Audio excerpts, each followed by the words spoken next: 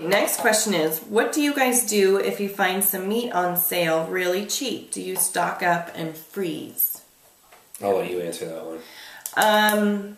We used to, back in the olden days of our debt days. Olden days. We used to, my big problem was finding things on sale and stocking up.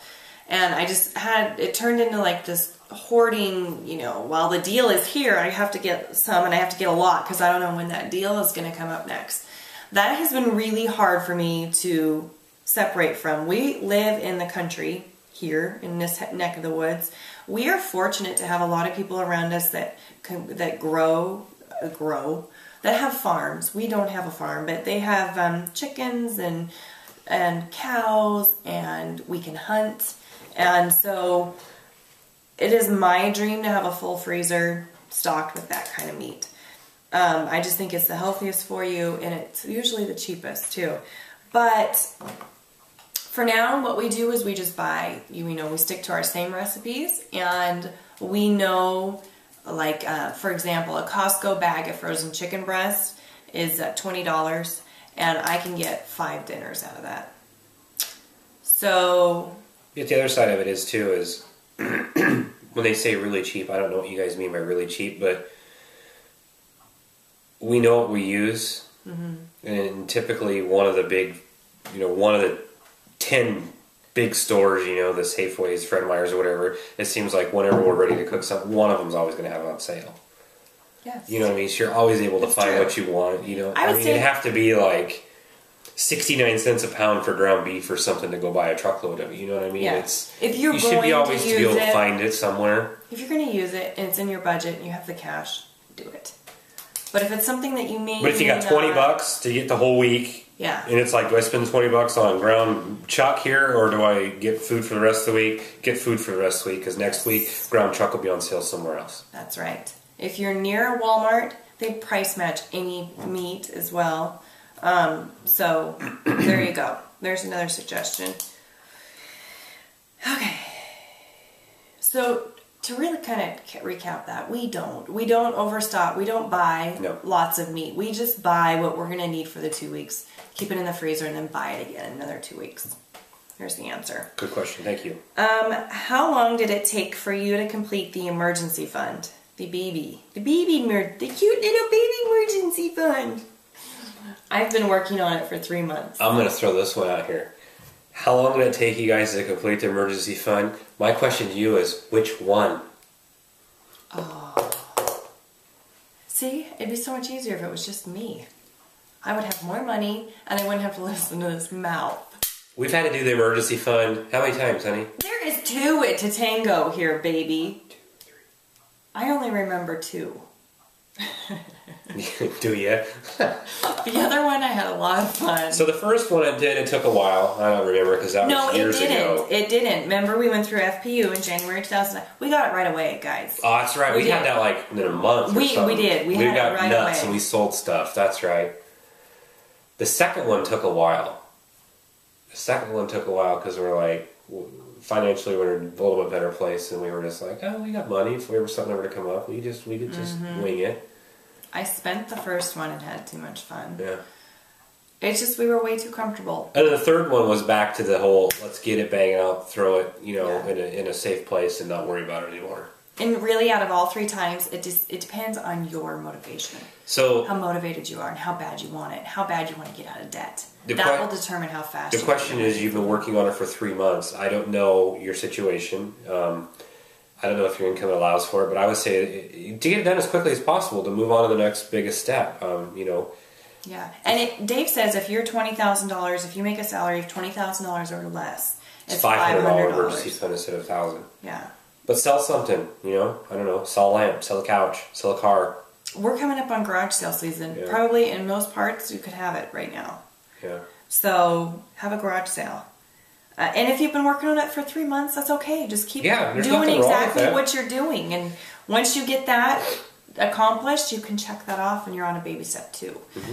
So that's awesome. You're doing exactly what you should be doing. Next question is, we are on baby step 3, and in the near future, we are going to have to make some major house repairs. We also will have to be looking for a newer car. How do we go about saving our 3 to 6 months expenses and saving for home repairs in the vehicle? I am just a little confused. Don't know if we should do them all 3 at the same time or do the expenses first, then save for repairs. Okay, you want me to stab this one? This is a great question. It's a good one. There's a lot. Especially when you've been at this for a while. There's lots of parts to this. My question is, if you guys are on baby step 3, I'm assuming you guys have been through Dave Ramsey. I guess I have, in response to your question, I've got questions for you. And that would be when you say major house repairs in the near future, I'm assuming it's a roof or windows or something like that. The question, my response would be, well, how far out is that? Is that something you need to do next month, or is it within the next 12 months, within the next 24 months? Because if it was our situation and I knew I had to put a roof on the house, say in 2 years, I would do a sinking fund and just start putting away. Well, first of all, I'm in a field that my job, that's what I do is housing. So I would know how much a roof would cost, or a real close idea how much it would cost. And I would say, okay, we've got to do $6,500 in 2 years, divide it up, and then every month I have to put $300 aside to do a new roof. Same thing kind of goes for the car. When you said, are you looking for a newer car? How do we go about saving for that? We have a question about that. I will comment on that. The car is also, I don't know if you guys have heard the term sinking fund. It's when you know an expected expense is coming.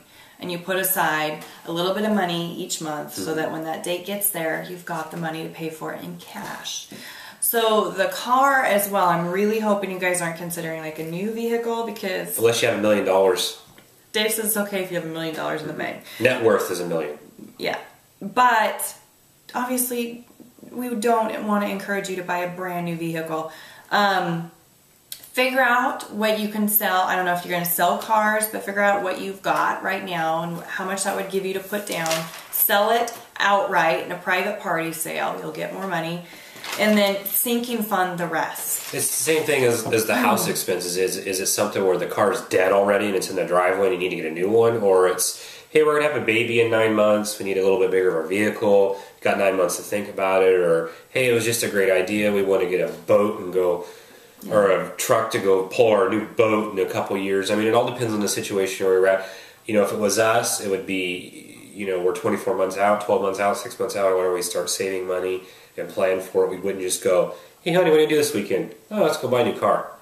Or a new travel trailer. Yeah. Oh. So it would just be, plan for it. And you know what? You might not get the car of your dreams, but that's okay. Like, you plan for it. That freedom that will give you is the best. It's crazy. It will set, I mean, it will set you free and you'll feel so much better. One word of advice that we've learned over the years, we've bought several cars cash now. The last car we bought in cash, we learned a big lesson, and that was if you're buying cash, if you can, wait till the last day of the month. Yes, if you go to a dealer. Because they're trying to get the month closed out. They're trying to get something on the books for the last day. The month we went, apparently they were slow, and we knocked like 25% off of the vehicle they were asking for because we paid cash and it was the last day of the month, and it was basically we went in, they were asking this, I said, hey, I'll pay you this in cash. They kind of laughed, and I said, here's my phone number, call me when you're ready to make a deal. About 3 hours later they called and they were upset about it, but they said, fine, it's the end of the month, let's close it. Let's Pretty sure they didn't make any, I know they didn't make any money on us. But it's just something to try. I mean, if it gives you a little bit more, steam and get your dollar to go a little bit further. And we're coming out of the that's not good enough lesson in our FPU class this morning, so we're a little extra. So you're on baby step 3. You're saving your 3 to 6 months. I mean, I don't know how heavy and how much money you're putting in your 3 to 6 months. If you're putting 50% of your income or whatever. My recommendation is keep on to baby step 3. Just maybe put a little bit less into it or whatever, and then divide up. Sinking fund wise, whatever the rest of your... See, I have the gland right here. That security gland that Dave talks about. Geez. Let me answer this question from a woman's perspective. What I would do if I were you is I would stop what you're doing right now and take the time you have to figure out for the house expenses and when they're going to need to be done and when the car is going to need to be done. Okay, then figure out how much a month you need to sinking fund both of those things, to sink fund both of those. And then whatever is left, that's what goes towards your debt snowball. That's what I'm talking about. You Well, just didn't let me like, finish. Worried. You were all over the place. Tomato. I was getting there. No, you weren't. What I was saying is exactly whatever she just said. I said it Sinking much fund better. them, whatever. Fund both of them, whatever's left, baby step 3. That's what I was getting at. Yes. Because those are priorities. It's all about priorities. Right now, our car needs to run. Anyway, so did we answer that question? Yeah. So yeah, you are doing all 3 at the same time. No. If there's money left over, you're doing all 3 at the same time. But if there isn't, don't overwhelm yourself. This is already a lot to get your budget going and to make it work and for you to tread water, to actually feel like you're treading water. So don't try and take on all 3 at the same time. Work on those 2, get that, and then get that 3 to 6 going back. And hey, you might have enough in your 3 to 6. I don't know. I think a car and a roof would justify as a major catastrophe. Maybe you can cash flow and write a check for the roof and just be on your merry way and pay it back. Here's some more free advice, and it's all that. It's free. You can take it at a grain of salt or whatever. I rehab houses as for a living, and I work with contractors. We could just have a rehab show for him. And for the 4th time he said that. Well, we've talked a lot. Housing repairs, definitely get multiple bids. I don't know. Okay. We're totally off. No, I'm just saying, to save money, the more people you call and have them, if you go with the first guy that says, hey, it's 10 grand, but you could have called the second guy and he would have been 5 grand. How about if you just have housing questions, email this guy. No, I'm not. No, I'm just saying, it's free advice. Save $1 here. I'm trying to help out. That's not good enough. Exactly. Trying to help our fellow That's people. That's not good enough. That flower's bothering me. That's not good enough. Anyway, moving on. Vito, he has a good point. Yeah, guys, if you're doing any major housing stuff, definitely 3-bid it out. Move on. Okay. So, that's it. I have no idea what we're at for time. That's it for questions. They were fantastic questions. Again, we want you to leave more because we want to do this again next Sunday. In our little dog and pony show. As Dumb Center. And yes. So leave your comments below.